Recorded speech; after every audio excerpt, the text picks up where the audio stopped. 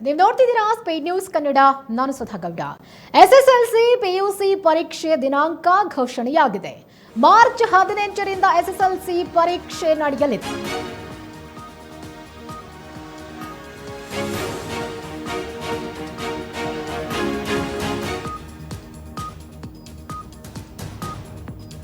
SSLC PUC ಪರೀಕ್ಷೆ ದಿನಾಂಕ ಘೋಷಣೆಯಾಗಿದೆ. ಮಾರ್ಚ್ 18ರಿಂದ ಎಸ್ಎಸ್ಎಲ್ಸಿ ಪರೀಕ್ಷೆ ಆರಂಭವಾಗಲಿದ್ದು ಏಪ್ರಿಲ್ 2ರವರೆಗೆ ನಡೆಯಲಿದೆ ಎಸ್ಎಸ್ಎಲ್ಸಿ ಪರೀಕ್ಷೆ. ಇನ್ನು ಫೆಬ್ರವರಿ 28ರಿಂದ ದ್ವಿತೀಯ ಪಿಯುಸಿ ಪರೀಕ್ಷೆ ಆರಂಭವಾಗಲಿದ್ದು ಮಾರ್ಚ್ 17ರವರೆಗೆ ದ್ವಿತೀಯ ಪಿಯುಸಿ ಪರೀಕ್ಷೆ ನಡೆಯಲಿದೆ. ಪರೀಕ್ಷೆ ವಿಚಾರದಲ್ಲಿ ಸುಳ್ಳು ಮಾಹಿತಿ ಹರಡಿದ್ರೆ ಕೇಸ್ ದಾಖಲಾಗುತ್ತೆ. ಸಾಮಾಜಿಕ ಜಾಲತಾಣದ ಮೇಲೆ ನಿಗಾ ಇಡೋದಕ್ಕೆ ಸೂಚನೆ ನೀಡಲಾಗಿದೆ. ಶಿಕ್ಷಣ ಸಚಿವ ಮಧು ಬಂಗಾರಪ್ಪ ಖಡಕ್ ಸೂಚನೆ ಕೊಟ್ಟಿದ್ದಾರೆ. ಎಕ್ಸಾಮ್ ವಿಚಾರವಾಗಿ ಏನಾದರೂ ಸುಳ್ಳು ಸುದ್ದಿಗಳನ್ನು ಹರಡಿಸಿದ್ರೆ ನಿಮ್ಮ ಮೇಲೆ ಕಾನೂನು ಕ್ರಮ ತಗೊಳ್ತೀವಿ, ಕೇಸ್ ಹಾಕ್ತೀವಿ ಅಂತ ಶಿಕ್ಷಣ ಸಚಿವ ಮಧು ಬಂಗಾರಪ್ಪ ಖಡಕ್ ಆಗಿ ಸೂಚನೆ ಕೊಟ್ಟಿದ್ದಾರೆ. ಹೀಗಾಗಿ ಕರೆಕ್ಟ್ ಆಗಿ ಕೇಳಿಸ್ಕೊಳ್ಳಿ. ಎಸ್ಎಸ್ಎಲ್ಸಿ ಪಿಯುಸಿ ಎಕ್ಸಾಮ್ ದಿನಾಂಕ ಘೋಷಣೆಯಾಗಿದೆ ಮಾರ್ಚ್ 18. ನೋಟ್ ಮಾಡ್ಕೊಳ್ಳಿ, ಮಾರ್ಚ್ 18ರಿಂದ ಏಪ್ರಿಲ್ 2ನೇ ತಾರೀಕಿನವರೆಗೂ ಎಸ್ಎಸ್ಎಲ್ಸಿ ಎಕ್ಸಾಮ್ ನಡೆಯುತ್ತೆ. ಫೆಬ್ರವರಿ 28ರಿಂದ ಮಾರ್ಚ್ 17ರವರೆಗೆ ದ್ವಿತೀಯ ಪಿಯುಸಿ ಪರೀಕ್ಷೆ ನಡೆಯುತ್ತೆ. ಸೊ ಮೊದಲಿಗೆ ಮಾರ್ಚ್ ಎಕ್ಸಾಮ್ ಮಾರ್ಚ್ 18ರಿಂದ ಏಪ್ರಿಲ್ 2ರವರೆಗೆ, ಫೆಬ್ರವರಿ 28ರಿಂದ ಮಾರ್ಚ್ 17ರವರೆಗೆ ದ್ವಿತೀಯ ಪಿಯುಸಿ ಎಕ್ಸಾಮ್. ಅಂದ್ರೆ ಎಸ್ಎಸ್ಎಲ್ಸಿ ಎಕ್ಸಾಮ್ಗಿಂತಲೂ ಮುಂಚೆ ದ್ವಿತೀಯ ಪಿಯುಸಿ ಎಕ್ಸಾಮ್ ನಡೆಯುತ್ತೆ. ಆಮೇಲೆ ಎಸ್ಎಸ್ಎಲ್ಸಿ ಪರೀಕ್ಷೆ.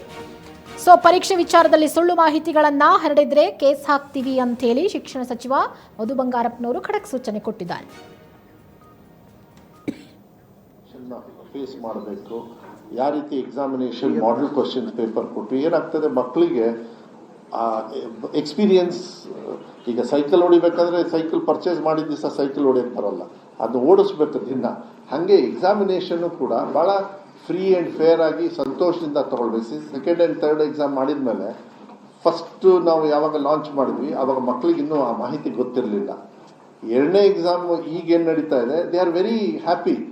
ಮಕ್ಕಳಿಗೆ ಅನುಕೂಲ ಆಗಬೇಕು, ಕೆಪಾಸಿಟಿ ಇರ್ತದೆ, ಫ್ರೆಂಡ್ಲಿ ಆಗಿರಬೇಕು. ಎಕ್ಸಾಮ್ ಭಯನೇ ಇರಬಾರ್ದು. ಅದನ್ನ DC ಅವ್ರಿಗೂ ನಾವು ಹೇಳಿದ್ವಿ, ಯಾವುದೇ ಥರದ ಭಯ ಇಲ್ಲದೆ ಇರ್ತಕ್ಕಂಥ ರೀತಿಯಲ್ಲಿ ಮತ್ತು ಫ್ರೀಯಾಗಿ ಹೋಗ್ಬೇಕು. ಟ್ರಾನ್ಸ್ಪೋರ್ಟೇಷನ್ ಇರ್ಬೋದು, ಎಕ್ಸಾಮಿನೇಷನ್ ಅಲ್ಲಿ ಸುತ್ತಮುತ್ತ ವಾತಾವರಣ ಇರ್ಬೋದು, ಎಲ್ಲದೂ ಕೂಡ ಕಾಮ್ ಆಗಿರಬೇಕು, ಚೆನ್ನಾಗಿ ಫ್ರೆಂಡ್ಲಿ ಆಗಿರಬೇಕು. ಯಾವ ರೀತಿ ನಾವು ಎಕ್ಸಾಮಿನೇಷನ್ನ ಫೇಸ್ ಮಾಡಬೇಕು, ಯಾವ ರೀತಿ ಎಕ್ಸಾಮಿನೇಷನ್ ಮಾಡೆಲ್ ಕ್ವಶನ್ಸ್ ಪೇಪರ್ ಕೊಟ್ಟು ಏನಾಗ್ತದೆ ಮಕ್ಕಳಿಗೆ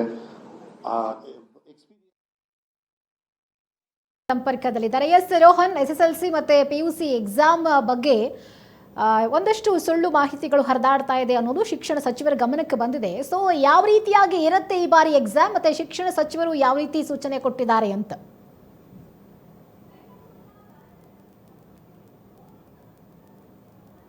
ಅಂತಾನೆ ಹೇಳ್ಬೋದು. ಏನಂದ್ರೆ ಈಗ SLC ಹಾಗೂ PUC ಪರೀಕ್ಷೆಗಳ ಏನು ದಿನಾಂಕ ಅಫಿಷಿಯಲ್ ಆಗಿ ಏನಾಗಿ ಅನೌನ್ಸ್ ಆಗಿದೆ ಒಂದು ಕಾರಣದಿಂದ SSLC ಪರೀಕ್ಷೆ ಮಾರ್ಚ್ 18ರಿಂದ ಈಗ ಶುರು ಆಗುತ್ತೆ. ಏನು ಏಪ್ರಿಲ್ 2ರವರೆಗೂ ಕೂಡ ನಡೆಯುತ್ತೆ. ಇನ್ನು ದ್ವಿತೀಯ PUC ಪರೀಕ್ಷೆಗಳು ಫೆಬ್ರವರಿ 28 ಕೂಡ ಆರಂಭವಾಗುತ್ತೆ. ಮಾರ್ಚ್ 17ರವರೆಗೂ ಕೂಡ ಇದು ನಡೆಯುತ್ತೆ ಅಂತ ಹೇಳ್ಬೋದು. ಈ ಒಂದು ರೀತಿಯ ಒಂದು ಅಫಿಷಿಯಲ್ ದಿನಾಂಕವನ್ನು ಕೂಡ ಈಗಾಗಲೇ ಪ್ರಕಟಣೆಯನ್ನು ಮಾಡಿದ್ದಾರೆ. ವಿದ್ಯಾರ್ಥಿಗಳಿಗೆ ಒಂದು ಸಮರ್ಪಕವಾಗಿ ತಯಾರಿ ಮಾಡಿಕೊಳ್ಳೋಕೋಸ್ಕರ, ಸಹಾಯ ಮಾಡ್ಲಿಕ್ಕೋಸ್ಕರ ಈ ರೀತಿ ಬಿಡುಗಡೆ ಮಾಡಿದ್ದಾರೆ.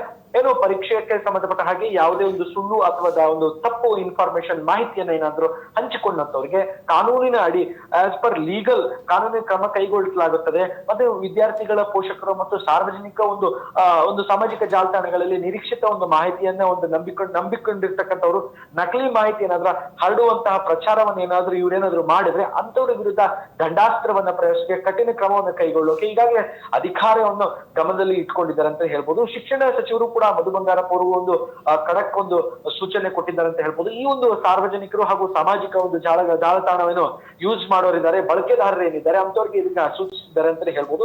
ಏನು ಪರೀಕ್ಷೆಗೆ ಸಂಬಂಧಪಟ್ಟಂತೆ ಸರಿಯಾದ ಮಾಹಿತಿ ಮಾತ್ರ ನಂಬಿ ಶುದ್ಧವಾದ ಒಂದು ಖಚಿತವಾದ ಮೂಲಗಳಿಂದ ಬಂದ ಮಾಹಿತಿಯನ್ನು ಪಡೆದುಕೊಂಡು ಕ್ರಮ ಕೈಗೊಳ್ತೀವಿ ಅಂತ ಹೇಳ್ತಾರೆ. ಇನ್ನು ವಿದ್ಯಾರ್ಥಿಗಳು ತಮ್ಮ ಭವಿಷ್ಯಕ್ಕಾಗಿ ಸಮಯಕ್ಕೆ ಸರಿಯಾಗಿ ತಯಾರಿ ಮಾಡಿಕೊಳ್ಬೇಕು ಎಂಬುದು ಮಹತ್ವದ ಒಂದು ಅರ್ಥಪೂರ್ಣವಾದಂತಹ ಒಂದು ಸೂಚನೆಯನ್ನ ಏನು ಸಚಿವರು ಕೊಟ್ಟಿದ್ದಾರೆ ಅಂತ ಹೇಳ್ಬೋದು.